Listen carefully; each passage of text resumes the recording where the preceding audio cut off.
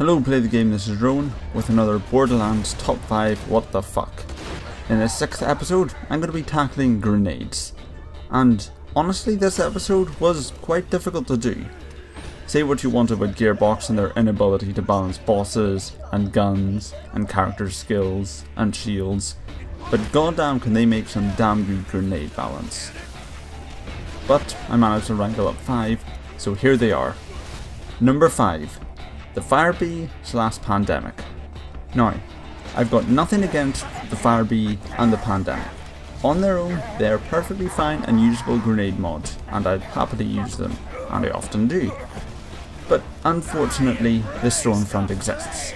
It's easier to farm, you can't easily kill yourself with it, it is effective against a much wider variety of enemies, it is just a better grenade mod in every way.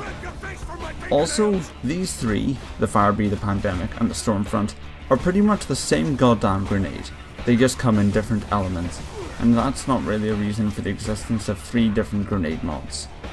But whatever.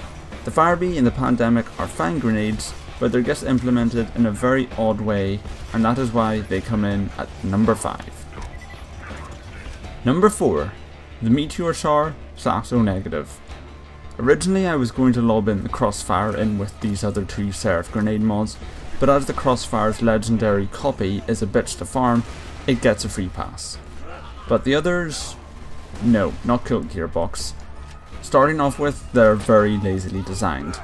They have minute differences from their legendary counterparts. Hell, the O- isn't even that. It is just a normal transfusion grenade with boosted stats. Then there is the fact that the bonus package and the leech, which are arguably better than the Meteor Char and the O-, are both very easy farms, Boom Boom and the Warrior respectively.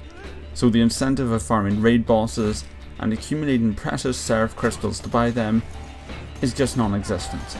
They are everything that is wrong with Seraphs, and that is why they are at the number 4 spot. Number 3. The Kiss of Death. Now, the Kiss of Death is an odd old thing.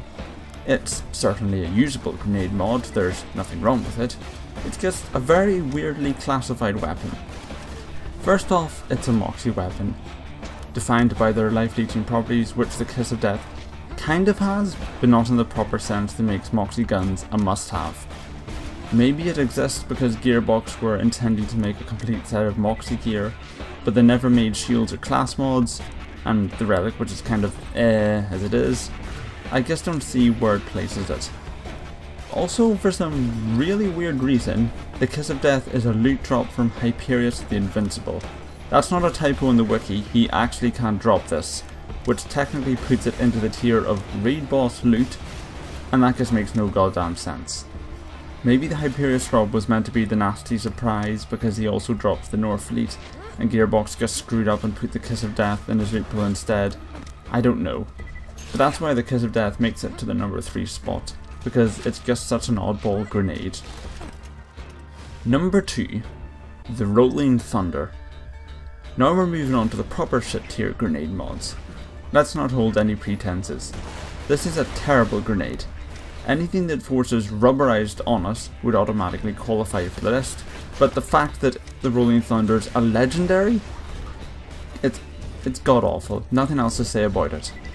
The only thing keeping the Rolling Thunder from the number 1 spot on this list, the only thing, is that theoretically, and I mean theoretically, the Rolling Thunder could be one of the most powerful grenades in the game.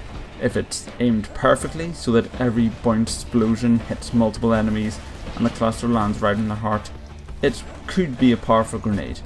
However, if you're capable of doing that reliably, you should not be playing Borderlands, you should be working in NASA or something if you have that level of mastery over trajectories. Nevertheless, there is still the possibility, however slight, that it could deal spectacular damage.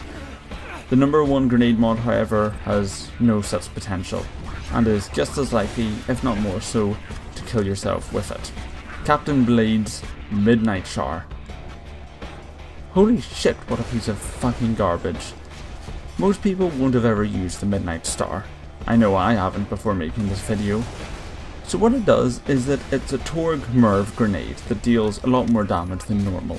Not as much as a bonus package obviously, but still more than a normal one.